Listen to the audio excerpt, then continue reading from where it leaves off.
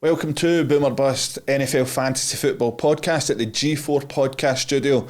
Tonight I'm joined by my usual co-host Shug, and we've also got a very special guest coming up. We're ready to break down all the Week 11 action. It's been huge weeks for Tony Pollard, Jamal Williams and Cordarrelle Patterson, to name a few, and we've got all the injury news on Justin Fields, Cooper Kupp and Joe Mixon. We've got it all covered tonight. We also had a wonderful guest, like I've just said there. She is one of the faces of Sky Sports News and also the host of her Huddle podcast. It's Hannah Wilkes. I hope you enjoy. Hannah, thank you for joining us. Thanks for having me. And her Huddle's also a TV show. It's important. And we're on all platforms. We're everywhere. Yes, I tuned in on channel 407 yesterday to watch your podcast with Erica Tamposi, which I thought was outstanding. Oh, she was so fab. She's so fab. Yeah, it's brilliant. We've had loads of brilliant women on, and there's loads more fantastic episodes to come. So yeah, very exciting. Any teasers? Are you allowed to give much away? There's a Phoebe Schechter Thanksgiving special, which gave me life and joy. Yes. And yeah, there's some great ones coming up. I actually lose track of where we are with them because we sort of do them a bit out of order. But there are some really brilliant ones coming up. So yeah, stay tuned. Yeah, we had Phoebe on. She was outstanding, but she's actually up here playing flag football in a couple of weeks. So 10th of December it is, yeah. So hopefully get her on again. But yeah, she's fantastic. But certainly is.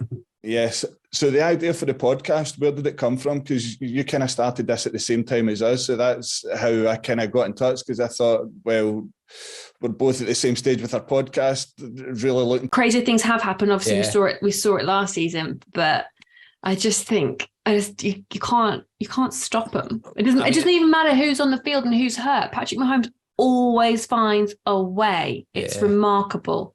I think from the start we predicted the Bills, didn't we? But they're starting to show. I mean, they obviously. It's like, oh my God, the wheels have come off. Yeah. Because I just think actually you need those, because it's that grit and determination and actually finding a way through it that then sets you on the path of success. Yeah. Really. Yeah. Yeah. When you look at the playoff game last year between the Bills and the Chiefs, it was a flip of a coin between who got there. Literally. Because you're heavily involved with a lot of the NFL London stuff, Hannah, we've seen it. From what I've heard, there was an actual karaoke sing-along sesh after the game. Do that here rather than have everyone dash to the tube. Like some golf, Formula One, everything seems to start going to the Middle East now. Could we? Today, sport is a money-making business, and I found it, and he was like, "Oh my God, I literally walked everywhere because I had to couldn't come home without a special beanie baby." Whatever happened to them being worth a fortune? It's interesting. It speaks to the chaos there, and people talking a lot about whether Josh McDaniels is a very good leader of people, and it's like, well, that doesn't look good. And that was sort of the word on the street, was if you've got players retiring mid-season, then you find out that actually he's making more money by selling his Pokemon cards than he is in his NFL salary without risking his head and his body. On cards. Wow. It's that sort of cult collecting thing, because paid them off, didn't I? Oh God. So I'm delighted at that. Yeah. I had him last season, and I am not very. What was it? Pokemon Go become like an obsession with people walking. What was paid them off, didn't I? Oh God. So I'm delighted at that. Yeah. I had him last season, and I am not very popular. And I'm actually just going to check this right now, because in one of my leagues, I'm in far too up. But he's a try. That's David's come in to help me now, because they were all saying I was corrupt. So we're doing all right. Actual skill and some talent, and so they've raised the competition level. But no, it's fine. I think we played each other nice and early in the season, and we were both terrible. So I think I beat him by a point. But it's fine. Bragging rights. That's good. But no, one of the big takeaways from this Falcons-Bears game, the Vulcans, that's wrong. The Falcons ended up going out 27-24 winners. Justin Fields was try. That's David's come in to help me now, because they were all saying I was corrupt. So we're doing all right. Hannah, you touched on something there. I used to be in a fantasy league with my wife, right? And oh my God, it caused domestic after domestics when I wouldn't accept trades and anything. How does that go in the household? Well, it would probably be going better for him if he did listen to my advice. It's fine. It's good fun. It's just a league with like a lot of our friends who don't actually know anything about it, or much about football. And actually, the Huddle girls are in there as well. This year, I was like, right, I've got to bring some actual skill and some talent in. So they've raised the competition level. But no, it's fine. I think we played each other nice and early in the season, and we were both terrible. So I think I beat him by like a point. But it's fine. Bragging rights. That's good. That's good. But no, one of the big takeaways from this Falcons-Bears game, the Vulcans, that's wrong. The Falcons ended up going out 27-24 winners. Justin Fields was carted off, even out of the locker room with a potential shoulder injury. He's had an X-ray. Nothing's come back as of yet. Hannah, how big a blow is this to fantasy owners, considering that he had a sort of late rise in the season when it comes to fantasy points? That's David's come in to help me now because they were all saying I was corrupt. But he's a phenomenal player, isn't he? What was it? Pokemon Go become like an obsession with people like walking off the end of piers and stuff, trying to catch them all, to coin a phrase. I know, but back to the football, away from Pokemon. We're not retiring anytime soon, unfortunately. But yesterday's games, it was another huge week for fantasy football in particular. And one guy I'm going to start with here in one of our featured games is Cordarrelle Patterson.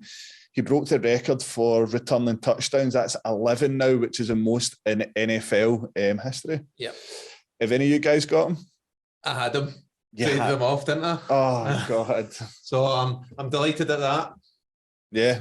I had him last season, and I am not very popular. And I'm actually just going to check this right now because in one of my leagues, I'm in far too many fantasy football leagues, but one of my leagues, this is fine. It was legit. My husband had him, and is spitting feathers that he still only got him 11 fantasy points despite that return. And he was like, I reckon you set this up wrong because I'm the commissioner. I was like, I don't think I have. And I've just checked in one of my other leagues. He got even less. So it was not how I set the league up. But he's a phenomenal player, isn't he? He's just, he's the bright spark. He's had quite a quiet year overall, I'd say, compared to where he was last year, when he was absolute fantasy gold dust. But yeah, still special teams player of his generation for sure, which is a niche category, I admit.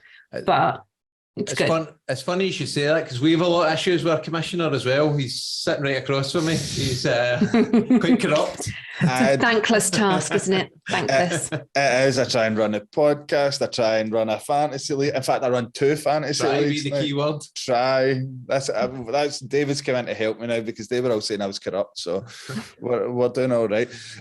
Hannah, you touched on something there. I used to be in a fantasy league with my wife, right? And oh my God, it caused domestic after domestics when I wouldn't accept trades and anything. Like, how does that go in the household? Well, it would probably be going better for him if he did listen to my advice. It's fine. It's good fun. It's just a league with like a lot of our friends who don't actually know anything about it, or much about football. And actually, the Huddle girls are in there as well. This year, I was like, right, I've got to bring some actual skill and some talent in. So they've raised the competition level. But no, it's fine. I think we played each other nice and early in the season, and we were both terrible. So I think I beat him by like a point. But it's fine.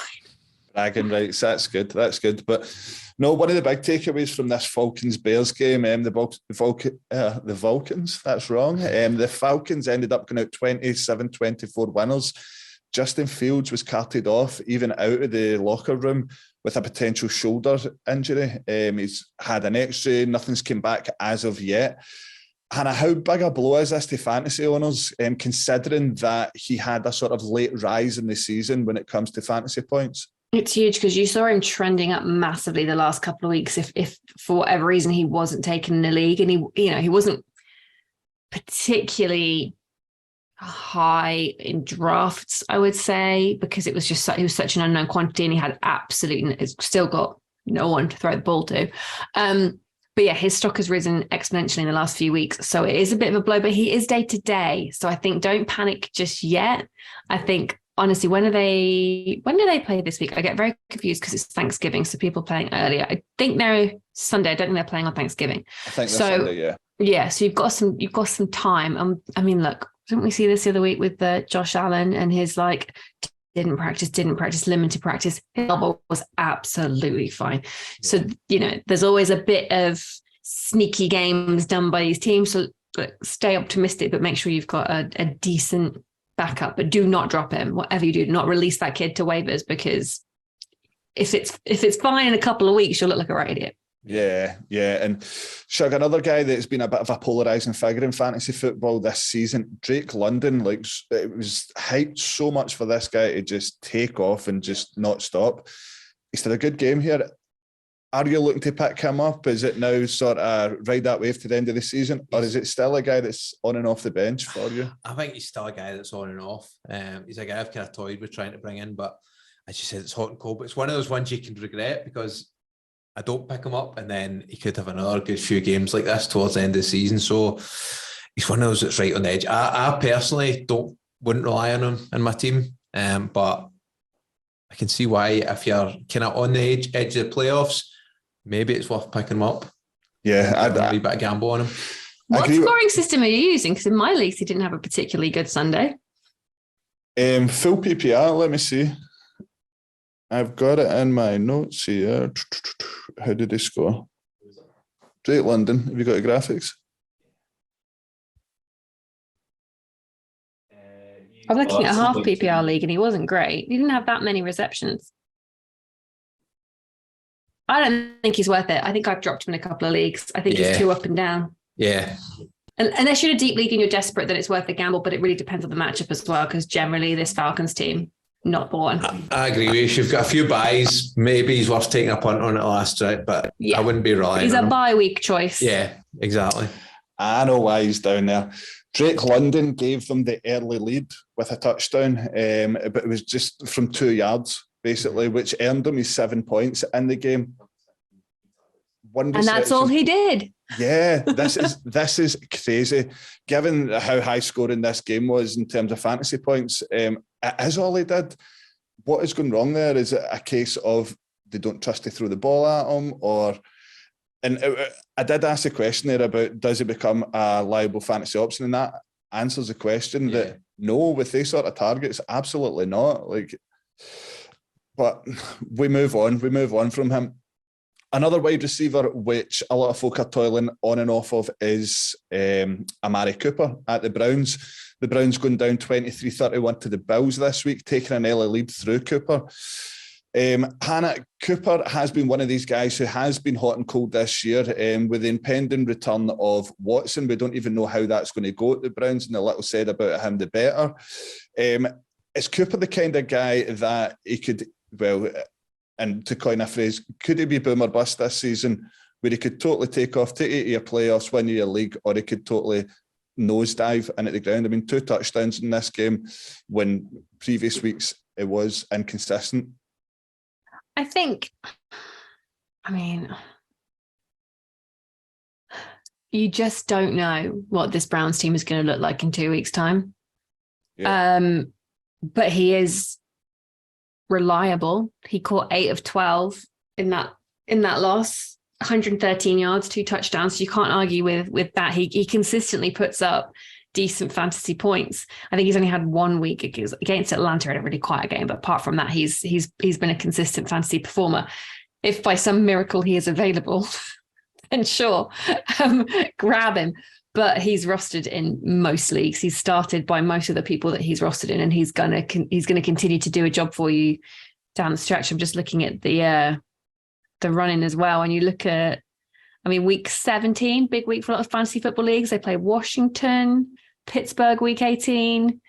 I think, Amari Cooper's going to do the business, probably regardless of who's on the field to an extent. But look, we have no idea what their quarterback's going to look like in 2 weeks' time. Don't personally have much interest in finding out, but we'll wait and see. But if he's in your team, then he until it's a complete disaster there, he's probably going to keep you scoring and bubbling along quite nicely. Yeah. And from one wide receiver to another, the Bills go down early in this game. They start to include Stephon Diggs, and the game changes completely. Now, Shug, we spoke about it a couple of weeks ago, and a guy that didn't come to life this week was Justin Jefferson. Is Diggs the best wide receiver in the league? He's got to be up there, behind Hill for me. I'm more Tyreek Hill man, but Diggs is up there. He certainly is. He's consistent with the points, huge player for the Bills, and you're never letting go of him, are you? No, not a chance. I've got Gabe Davis kind of plays second fiddle to Diggs. The run game wasn't great for the Bills, but Diggs is a man. He's a league winner. He's a first-round pick in every single fantasy draft in the world, and the Bills come up with another win. Well, I was going to say home there, but there was all the Snowgate issues, and when things like that happen in Scotland, it's like Armageddon. Like, they just kind of get on with it. I know things shut down for a bit there, but it's a lot different over here. Another high-scoring game, and much to your disappointment, Hannah, the Saints winning 27-20 against your Rams. How are you feeling about that? I just feel sad. Like, a lot of people asked me in the summer, oh, the Rams going to run it back, are they going to do this? And on paper, I was like, yeah, it's still a strong team. But you can't legislate for this level of injury. They have been completely decimated. So I looked at the injury report earlier today, and it's just never ending. You think we had to start different. We've basically started a different offensive line every single week. Joe Noteboom, who was the one bright hope with Andrew Whitworth's retirement, he's on injured reserve. And then from there, it's just crumbled every which way around him. Matthew Stafford is taking hit after hit after hit. He's not in concussion protocol yet. I think they're doing some more tests on him today and tomorrow to see whether he has to go back into concussion protocol. Can't help thinking that if he keeps taking hits like this, that's going to be, his career won't last much longer, because I just don't think it's worth it for him at this point. Cooper Kupp sat. We were down to flipping. It was like Bryce Perkins, our third string quarterback. I don't even know his name, and I'm a fan of the team because John Wolford's out. It's just, we have been completely decimated, and there's only so much you can do when you've got basically none of your starters at this point, and a run game that still can't function. But that's also partly to do with the fact that you haven't got an O-line. So it's all one big cycle. Yeah. So, yeah, I mean, I was hoping maybe we would get a win over the Saints based on how their season's going. But I wasn't too surprised when you know, as it sort of unfolded. Just that air of inevitability. And it's just, I do think it's one of those things, you need health and a lot of luck in the health department when it comes to winning a Super Bowl.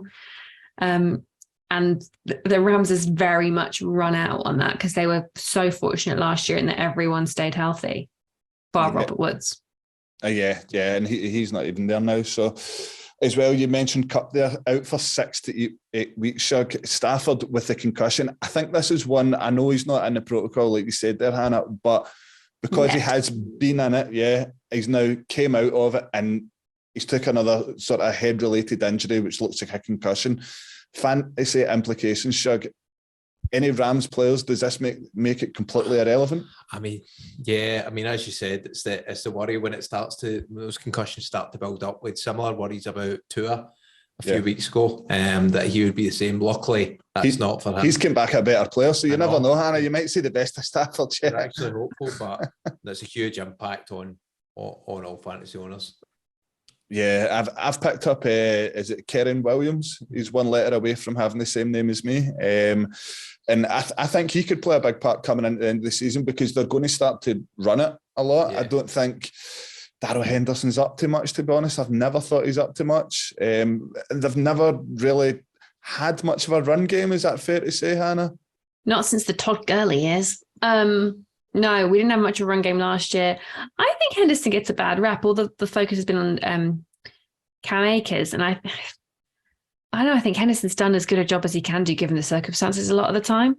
I don't think we'll be running the football much. I don't think we'll be throwing the football much. I think our defense are going to get very tired very quickly. I think we're going to be punting a lot. So, you know, maybe Rams kickers are the way to go at this point. I would avoid. I like rolled the dice a little bit on some of our deeper wide receivers. I put Skowronek in. He was wide open at one point, and Perkins completely overshot him in that. So there is value to be had if you happen to have Tutu Atwell, maybe if you're in a deep league and he was floating around, you thought worth a punt. He got in for a score. But yeah, I mean, it's slim pickings. But then also, when a roster is so decimated, you are going to have those players who just go off one week, and it's just pure luck because you can't chase the points in those scenarios. And like I say, I put Skowronek in because I had Tyreek Hill in one league, and obviously he was on a bye. Yeah. Feel your pain. Yeah, and it's a really deep league. So I was like, well, I'll take a punt here. It didn't pay off, but it could have easily. But when you're in those sort of situations, you just kind of have to hedge your bets a little bit when it comes to the backups, because you never know who's going to have a big day and who's going to prove why they are that far down the roster. Yeah, exactly. Yeah, there's always frustration with stuff like that. But Hannah, we'll not keep you too much longer, and we really appreciate you giving up your time. And we're probably going to see you off with a little game here. Am I right, Shug? Yep. So we'll explain the rules. Do you want to take it away? So basically, this game's called Obama Llama. I have Obama Llama 1 and 2. Well, We're not allowed to say Obama Llama. Sorry, we're not allowed to say Obama Llama. It's called Tom Brady looking shady. So nice. Same idea of the game. So basically, I'll give you a clue and it rhymes. So if it's the name, you know the idea. It's a player, and then whatever they're doing is going to rhyme with it. Okay. So excuse me. I'll start us off. Here we go. Chiefs wide receiver has taken a trip to Blackpool to sit in his saddle. Chiefs wide receiver has taken a trip to Blackpool to sit in a saddle. The saddle thing is what's really confusing me. Yeah. So what could they be doing in a saddle? Riding. Does it rhyme? Does that rhyme with his name? Yes. So also a clue is he might be injured at the moment. Valdez Scantling riding? Juju Smith-Schuster. No. McCall Hardman. Nope. How does Hardman rhyme with riding? I've got it. Ivan Tony. Kadarius Tony riding a pony. Yes. Oh, yes. Well done. I tried to forget about that guy as soon as he left the Giants. This is hard. Okay. Next one. Hopefully you get a point back here. This is a tough one. Saints tight end is preparing for death. Saints tight end is preparing for death. He's preparing to die. I'm trying to think of a Saints tight.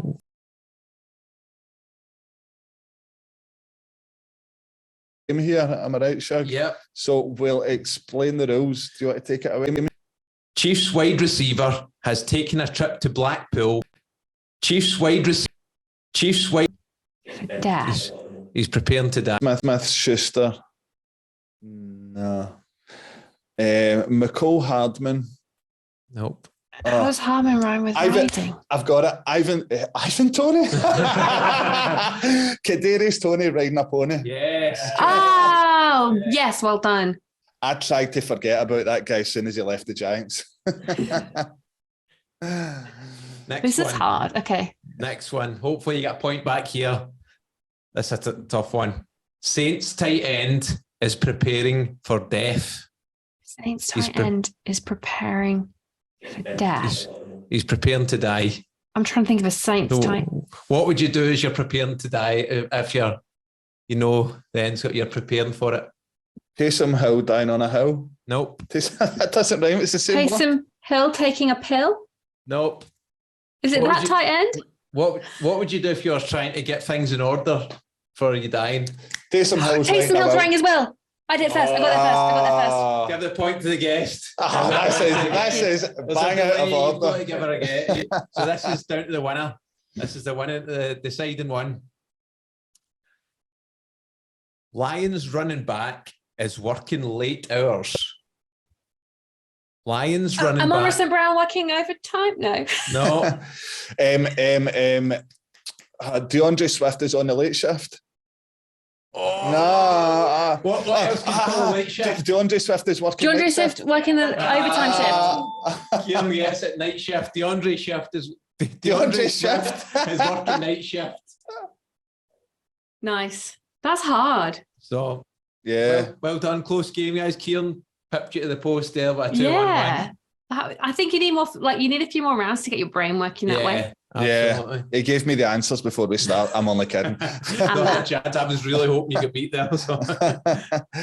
No, but Hannah, you've been a fantastic guest. Thank you very much. And for the listeners, where can they find you and the Her Huddle podcast? So Her Huddle is on Sky Sports NFL every other Thursday, including this Thursday, Thanksgiving. usually 9 o'clock, but Thanksgiving will be earlier. It's also out on a podcast on Apple Podcasts, Spotify, wherever, every single week. So make sure you subscribe, follow, like, rate, review, all the things. So it's on TV and podcast. And then you can find me on Instagram and Twitter at Hannah J. Wilkes. Superb. Thank you very much. And a round of applause for outstanding. Thank you very much, Hannah. We'll move on to a break now. Yes, Thanks, thank you. guys. Keep 100% of your claim. G4 Claims. If you've been hurt in a road accident that wasn't your fault, you should really talk to G4 Claims first. Unlike road accident solicitors, we don't charge you for our services, which could see you better off. To keep 100% of your compensation, have a chat with Nicole and the team. You'll be glad you did. Search online for G4 Claims. Keep 100% of your claim. G4 Claims. A big thank you to our sponsors as ever, G4 Claims. Make sure to check them out at notatfaultclaim.com. Also, a big thanks to our other sponsor this week, which is Manscaped. Coming up to the holiday season, it's the ideal gift to get whoever you know that's into male grooming or whoever you know that may need it. It's never too early to play holiday music, and it's never too early to start thinking about gifts, whether it's for a friend or the friends in your pants. You can make this season to be jolly with Manscaped. Do your little drummer boy a favour and use the Lawnmower 4.0 to avoid another silent night in the bedroom. Then add in Manscaped's top-of-the-line shower product to have the people thinking, all I want for Christmas is you. Santa cares about his sack, and so should you. Look nice when you get naughty by going to manscaped.com and use the code BOOMERBUS20 for free shipping and 20% off.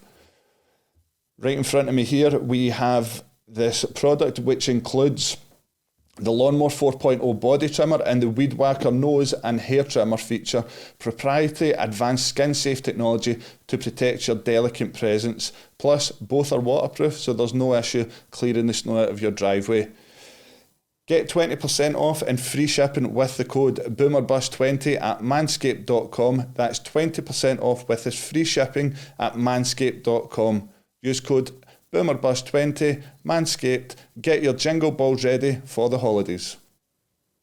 Okay, Shug, let's look at all the other games which took place this week, and we'll look ahead to our Boomer Bus. We're going to start here, and a guy that's on the lips of everybody and sort of had me pulling out my hair this weekend, or what I've got left of it, was Samaje Perine in the Bengals game against the Steelers. Bengals going out 37-30 winners. Samaje Perine with 11 attempts, 30 yards and 30.2 fantasy points. Now, he goes down as my boom for this week, but the flip side of that is that in the same game, Joe Mixon goes down as my bust. Yep. I'm maybe being a wee bit harsh there. He finished up with 9.2 points. He's a guy that I seem to moan about more than I praise because he seems to be doing more sort of these huge games than the smaller games. But Perine, in terms of Perine, he's going to be the number one target in waivers this week, isn't he? Yeah, absolutely. I was quite happy because my opponent had another couple of players from the Bengals in there. Can't remember exactly who off the top of my head. But when it just kept going to him, all the points seemed to be scored by him early on. I was quite happy to see that. In terms of Mixon, you're right, is a wee bit unpredictable. I think you're being a bit harsh making him a bust. I think there's been worse performances. I know, he got injured towards the end of the first half, and I think it was the frustration that it took so long for the news to come through that he dealt with a head blow, and that it's going to be one that I need to watch now, and hopefully he's back sooner than later. But in terms of Perine, he's going to be the big pickup. He's running back. I should have handcuffed him behind Mixon, but when you look at the hard stats for this week, right, he finished RB2. If you were to class him as a wide receiver, he would have finished as wide receiver 3, given his receiving yards. Unbelievable statistics. And for anyone that picks him up, I think it's going to be a short-term thing. Mixon's not going to be out for long, possible one game if that. So in terms of Perine, huge game, who was started in 1% of leagues. Unbelievable, isn't it? Yeah. But unfortunately, we need to look at the Giants, who lost 31-18 to the Lions, and another huge performance here. I don't know why there's laughter in the room right now. This is out. I'm leaving. This is out of order. But we're here to talk fantasy, so we won't talk too much about the Giants. Jamal Williams on the other side of the field, 3 touchdowns. They ran the ball down the throat of the Giants. Yep. Now, Jamal Williams has been one of these ones who folk have been a wee bit undecided on in terms of DeAndre Swift. Everybody still thinks DeAndre Swift is the main man there. Yep. He's come back from injury now, and Williams seems to be that aggressive running sort of, I don't know, he seemed to get the carries here towards the end zone. Yeah. Jamal Williams for you, huge. Yeah, I would say so. He's one of those ones again. Put up the points at the weekend. Yeah, he'd be one that you'd be looking to add. Yeah, and for you added Daniel Jones in the 1 year game a few weeks ago. Yep. Another game here he scored just short of 25 points. He actually scored 26.6 points. Not the classic Daniel Jones game, but still churning out the fantasy points. Now, we spoke earlier in the show with Hannah about Stafford being injured, and other sort of quarterbacks around the league, possible Justin Fields missing time as well. Jones again does become a valuable waiver wire pickup. Yeah, I think so if you can. I mean, I've tried to bring him back a couple of times, but again, somebody else has picked him up, and the last few weeks it seems as if quarterback's been really, really hard to come by. So if you can pick him up, he's again another one he has these weeks when he really does produce the points for you. So he's one if you can add. As I said, there's better quarterbacks out there, but he can have those weeks where he produces goods for you. Yeah. And another guy, you've got Wan'Dale Robinson. The unfortunate news has come through now that he's out for the season. Now, he was on your bench, wasn't he? Yep, I had a nightmare with this one. I picked him up, kind of thought he could have a good week. Ended up, I was in two minds, left him on the bench. He's went and produced good points. I'm sitting watching it, seeing the points go up, and I thought, what have I done? And then he gets that injury after that, unfortunately. But he seemed like a really good pickup, but now obviously the injuries change things. Yeah, it's a torn ACL, so he's going to be out for the season. Yep. When you're coming off 13 targets, 9 receptions from 13 targets, should I say, yep, and 19.4 fantasy points. When you look at who else the Giants have got there, possibly OBJ after Thanksgiving, but for me, Darius Slayton's stock is through the roof right now. When you look at the targets that Robinson commanded there, there's no reason not to go and try and get Darius Slayton if he's out there in your league. But moving on, from one 3 touchdown running back to another 3 touchdown running back to another 3 touchdown running back, and I'm talking about Tony Pollard. Yep. 3 touchdowns for the Cowboys. It was the Cowboys' record-setting away win. It's been the biggest margin in their franchise history, beating the Minnesota Vikings in their home patch 40-3. Pollard gets 3 touchdowns. If I'm right in saying Zeke got 2 touchdowns. Yep. Who's a better running back, Shug? Fantasy football, hard facts. Who are we talking here? Pollard. I've always rated him highly. And I think it's showing. I think we've been saying the last few weeks the Cowboys are really starting to perform and making themselves legitimate contenders to go far this season. On the flip side of that, very strange, a very poor one for the Vikings on a great run of form, but they just had an absolute nightmare day, didn't they? Yeah, this game had like blockbuster written all over it, given how good they've been playing, going and beating the Bills. Yeah, what was it, 7 games? 7-game winning streak? I think that's right, yeah. So, yeah. Unbelievable. As I said, the Cowboys have got that in them. They have got those performances, and as I said, Dak is starting to hit a bit of form, but their defence stepped up as well majorly, didn't they? Big time to shut down Justin Jefferson and keep the Minnesota Vikings to only 3 points. Yep. In fantasy terms, anyone in this game that stood out for you? Yeah, for both good and bad reasons, to be honest with you.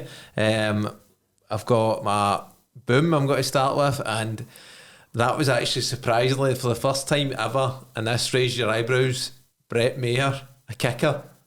You've just picked a kicker as your boom. As my boom. I can't believe you've just done that. 22 points for a kicker. This is as bad. Sorry to interrupt. This is as bad as the time you picked Rex Butthead as your start. 22 points. It does not lie. When do you get that from a kicker? When do they produce those numbers? Yeah, you're right. True. I mean, I looked at it, and there was a couple of other contenders. For Singletary had a decent game for me as well. CMC's still to play tonight, but Brett, my kicker's my boom for the week. 22 points. He potentially has won me the game, because my bust, I'm going to go on to Kirk Cousins. I think it was 2.2 points he's put up. There was a large part of that first half anyway. He was at negative points. He gets sacked 7 times. Now, it was a nightmare day for the Vikings offense. Some of that was his own doing. Some of it he didn't really have the protection. Some of it was the Cowboys' defense being, really, really strong. But an absolute nightmare day for my quarterback that put me in a bit of trouble. So my quarterback, who I've relied on heavily this season, 2.2 points, and my kicker with 22 points. So your kicker outscored your quarterback by 10 times. It really was. We looked around the leagues. We said it's been a low scoring week. It's been a week where nobody's really performed. I might just get away with it, but that just shows what a shambles my team is. That my kicker is the standout for me. Yeah, do you know what's annoying about this game? I was up against the Cowboys D, right? Yeah. And they scored the big time. Micah Parsons was on fire. Sack after sack on Cousins. I think that's probably what took his total down in the end. But very, very annoying.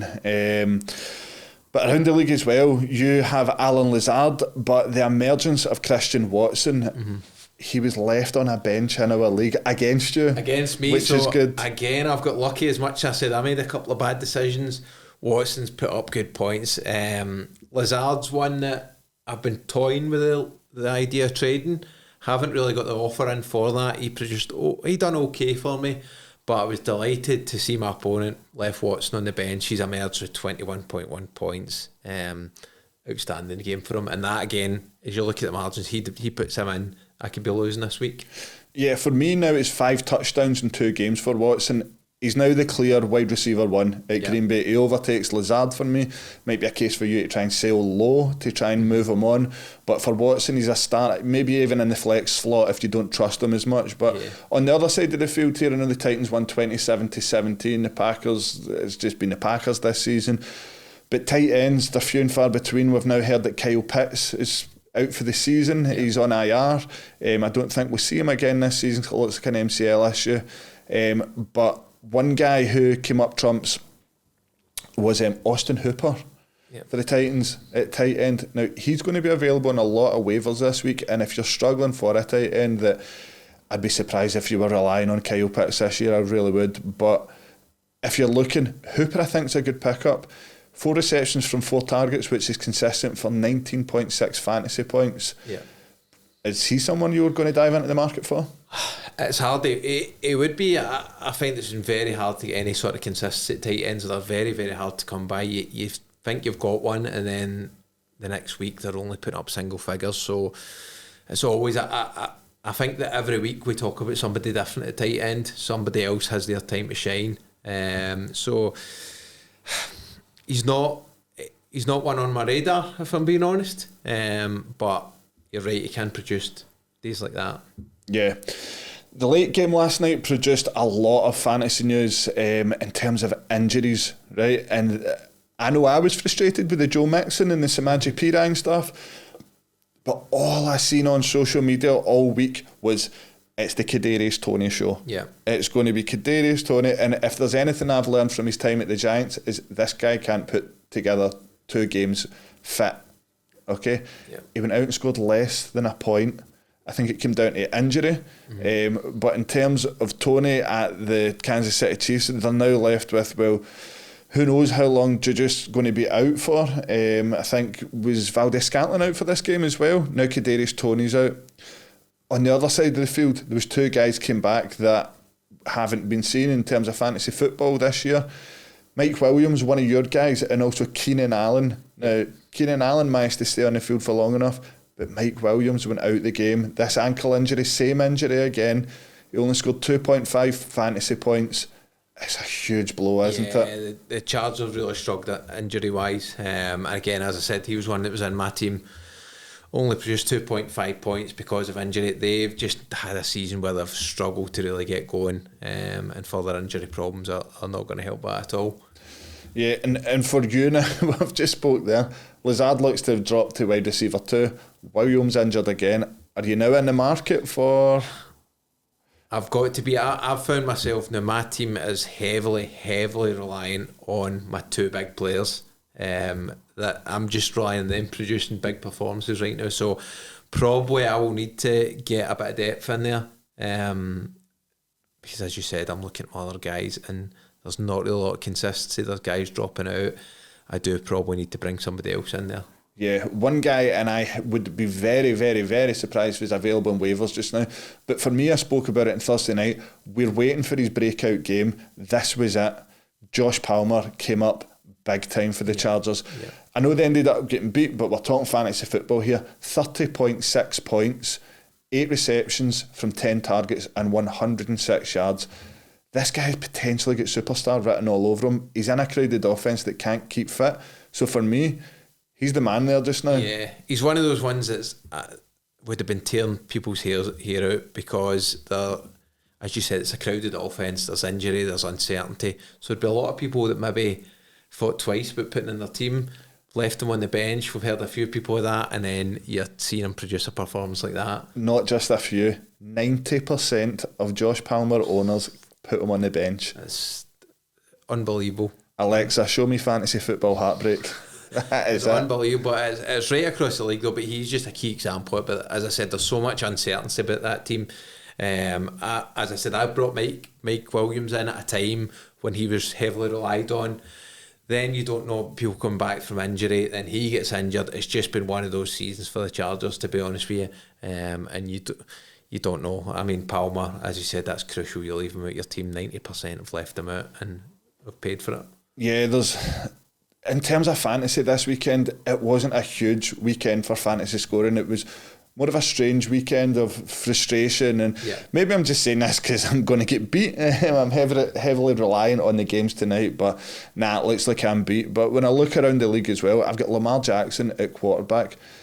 For me, he's underperforming. I expect so much more. I expect 20 plus points every single week, and the Ravens just coming away beating the Panthers 13-3. Yeah.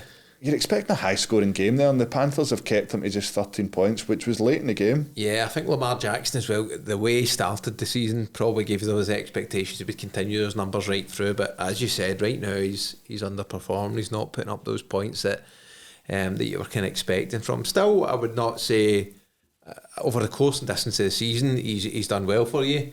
But he's not making any headlines just now anyway. Yeah, so here's a stat that I pulled from Twitter, Ian Hartitz. Lamar Jackson total touchdowns, weeks 1 to 3, 12 touchdowns, okay? Weeks 4 to 11, 7 in total.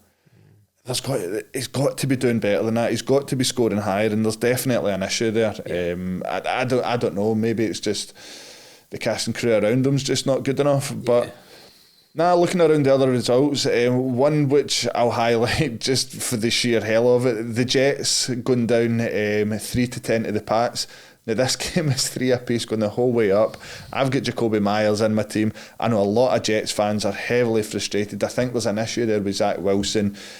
James Robinson owners are going to be raging, not happy whatsoever, because it looked like he didn't feature there very much at all. But with 2 seconds left on the clock in this game, a punt return to win the game. Yeah.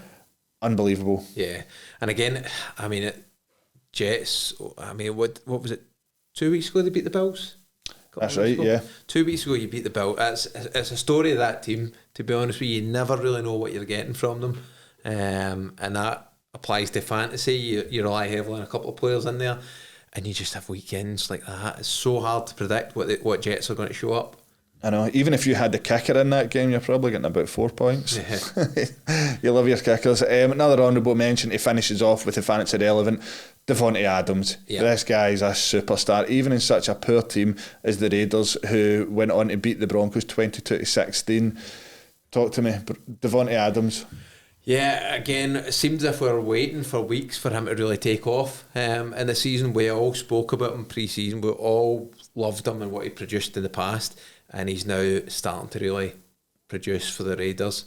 Again, not been a vintage season for them, but they got the win. Devontae Adams was just a beast. Yeah, 33.1 fantasy points. Yeah. That's Devontae Adams' numbers right there. He's one of those ones that, as well, I think probably weeks ago, fantasy owners were considering. I mean, don't get me wrong, you'd never get rid of him really on the cheap, but they were probably thinking I can get better value for the emphasis I'm putting on this guy. But if you've held on to him, then it's a wise choice. Yeah, it's crazy that you would even talk about that, but you're right. I tried to get him. I know that Stephen Pollock's got him in our league, and I tried to get him quite cheekily and get told where to go, and rightly so. And for me, he's having a good season and a poor Raiders side. They just don't seem to know what they're doing right now. But I think that's it for fantasy news. Strange week in fantasy, like we say, very frustrating. Yes, I'm going to lose, and yes, I'll come on and say it's terrible, but around the league, Thanksgiving this week, great looking games coming on Thursday, but one guy who's opened his mouth about Thanksgiving, and it's a guy we keep seeming to bring up, and I don't want to dwell on it too long. OBJ has now said it's either going to be the Cowboys or the Giants. Yeah. Where does he go? You said the Cowboys a couple of weeks ago. He said he's going to leave it till after Thanksgiving. The Cowboys and the Giants play on Thursday night. It's almost like a WrestleMania match between the two of them. Winner takes all. OBJ hanging above the ring. It's a ladder match. Who's pulling him for above the ladder? Well, first of all, I don't blame him from holding off till after Thanksgiving, because having been in America for a few Thanksgivings, what a day. Just sitting eating turkey, watching NFL, having a few drinks. What a day he's got ahead of him. So I don't blame him for thinking, I'll just hold off. I'll sit on my couch, I'll enjoy this game. But I see him ending up at the Cowboys. I think he's going there. I said that a couple of weeks ago. I don't think it'd be a bad move at all for him at the Giants, but I think the thought of him going to the Cowboys now would really make them, as I said earlier, that makes them really, really serious contenders. I see him going there. I'm hopeful that this happens quickly. I hope he hits the ground, because I actually picked him up as soon as we had the chat about him the other week. I've picked him up. He's been sitting on my bench for a few weeks. He's been taking up a spot, but he's staying there because I know this is coming to an end, and I'm hoping it'll be worth it once he gets in there. Yeah, I'm going to disagree. If he went to the Cowboys, for me, it would leave a real bad taste in my mouth. Like, one of the greatest rookies of all time that's been at the Giants, breaking record after record, and the Giants are starting to rebuild. We're on the up as opposed to the past 4 or 5 seasons. If OBJ now has come out and said this, it was between the Cowboys and the Giants, knowing that it could come to the Giants, but he would pick the Cowboys. Maybe I'm a wee bit naive here, and it's my British footballing mentality where there should be more loyalty to the team that sort of looked after you in the first place. Don't get me wrong, I've got a bad taste in my mouth about him as it is, but the thought of him coming back to the Giants gets me really excited, considering how short we are at wide receiver. But to go to the Cowboys, a divisional rival as well, it wouldn't sit well with me. Let's put it that way. But my issue is that you just said that the Giants are on the up, and I just saw them getting mauled by a pack of lions at the weekend. So we said off air that we wouldn't talk about this too much, so we'll move on from the OBJ stuff. Shug in our league and many round the fantasy football setup have their league trade deadline coming up on the 25th of November or round about then. Okay, it tends to be around about Thanksgiving. Spoke earlier about possibly moving on Alan Lazard, maybe Mike Williams. Yeah. What is there anyone else you're looking to move on? That's probably it in terms of who I'll probably see good value for. Those two guys are probably my ones. I might make a wee change at quarterback. I'm keeping an eye on that one. Why? One bad week, he's gone. I've got the best tip I could give you. Yep. Put your kicker in at quarterback. Absolutely. But for me, it's a tough one, because recently, the last few weeks, I've just found it very tough to get trades in. I find that everybody's becoming quite set in their teams. The guys that are loaded in the leagues are picking up good waivers and not willing to let go of a lot of guys. But as I said, I need to probably add a wee bit of depth. I'm relying heavily on my two big players. I won't be letting them go, CMC or Tyreek Hill, unless it was a ridiculously good offer. But probably guys like Lazard could be ones where I could take a wee chance and move them on. Yeah, and I'm looking and I'm thinking guys like Gabe Davis, I might still get good value for, given that he's in that Bills offence. I know I mention him a lot. He's still playing second fiddle to Stefan Diggs. Yeah. Stefan Diggs is still the safety blanket. He's still the wide receiver one. He's still Josh Allen's go-to. Yeah. And for me, it is stick or twist time with Gabe Davis. I've also got Tyler Conklin on my bench. Yeah. Now, if there is disarray in that Jets dressing room, not a big game for him yesterday. I've got Dalton Schultz in my lineup, who seems to be a great target for the Cowboys at the moment. Maybe try and move on a tight end, given that they are so scarce. So that's where I'm looking at just now. But I think for me as well, Singletary is one that could be somebody I would possibly put in to get good value, because although he's been consistent, I've got no complaints with him. Puts up good points for me most weeks. He could be one that I could put in a trade that gets me more back. Yeah, I'd agree. In terms of running backs, and a guy that's a running back one in the league and for the Bills, I know that I think I've seen Zach Moss get a few touches as well. Yeah, for me, chat my door with Singletary, we'll get talking. Yeah, you better be offering something good back. You're a chancer, but no, we'll not dwell on the news too long. We'll move on and we'll finish off with a wee game. So thank you to everyone that has tuned in, that's watched on YouTube and has watched the podcast. Please make sure you subscribe. It makes all the difference to us that we're getting consistent listeners and viewers. And also make sure you're sharing it around your WhatsApp chats, with your fantasy leagues, with your friends that might have a slight interest in the NFL, that want to listen to two idiots talk a lot of rubbish about American football. But also thanks to our sponsors, G4 Claims and Manscaped. And I think we'll finish off with a wee game, Shug. Okay. One of your favourite games, it's the Calvin Riddler. Right. And I've got a few queued up for you here. So whenever you're ready, producer David, here is your first clue. My name is Castaway Ball. I'll do it differently. My name is Castaway Ball. My name is Castaway. Someone Wilson. You're very close. You're getting warmer. My name is... Borat. My name is... My name is Yakshimesh. Yankee. I'm trying to think of the Wilsons right now. My mind's went blank. Right, so it is from a movie. My name is... I think it's from... Am I right in saying 21 Jump Street? Yes. Yes. Oh, I don't remember that too well. Right, so if I was to say Shreves, you would say? Jeff Wilson. Jeff Wilson. He's a bloody running back, man. Well done. Right, next one up. They get harder, by the way, so unlucky. Oof. Here's your clue.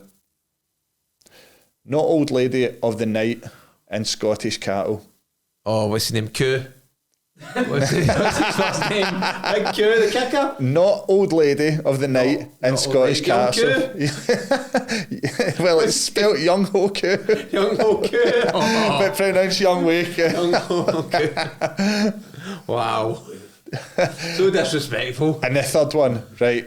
I don't think you'll get this. Right, I don't think you'll get it either, but Right. I do believe in you though. The son of the devil on a Scottish island. Scottish island. I'd probably go with the first part. The son of the devil on a Scottish island. Who's the devil's boy? The first bit's the hardest. How? Who's the son of the devil? Do you not know the devil's son's name? You never watched South Park? Oh, have you got it from South? I was thinking Constantine or something. Stephen. What was that? Like, I was Googling it beforehand. I was like, there's no way Shug's going to Right. get this. The son of the devil. Right, Is it the son of Satan?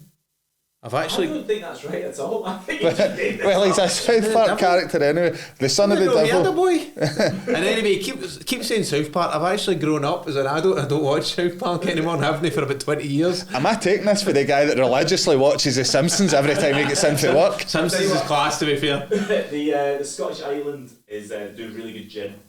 Oh, But there's nobody by the second name of Isla and they do whiskey. what So I'm that's saying. why you're staring All I at can me. get in my head is Isla. Right, okay. If I say Harris. you've got the second name, first name. Nudge. No, oh my God, man, it's not. Who's the devil's boy? South Harris. Park. You say South Park all night. I don't know who the devil's boy is. Never. I didn't know the devil had a son. I tell you what, I'm just gonna show you. Right, okay. The answer, Damien. Oh, Damien Harris. Right. is that a devil's son? I didn't. Oh. No, he is specifically not the devil's son. let me get... I But did nah. some research before this, and there is no reference to Damien. That was a I thought it was an inside joke. terrible riddle here. Super- South Park, Satan's son. Right. Let's see what his name is. There we go. Damien Thorne. Hey, I'm telling you, I don't watch I don't watch South Park anymore. Well, I'm not. We're not going to go. We're not going to dive into The Simpsons because South Park's better, and that's an argument for another day. Okay. Okay. So, as ever, thank you very much for tuning in to Yep. Boom or Bust. Thank you and good night.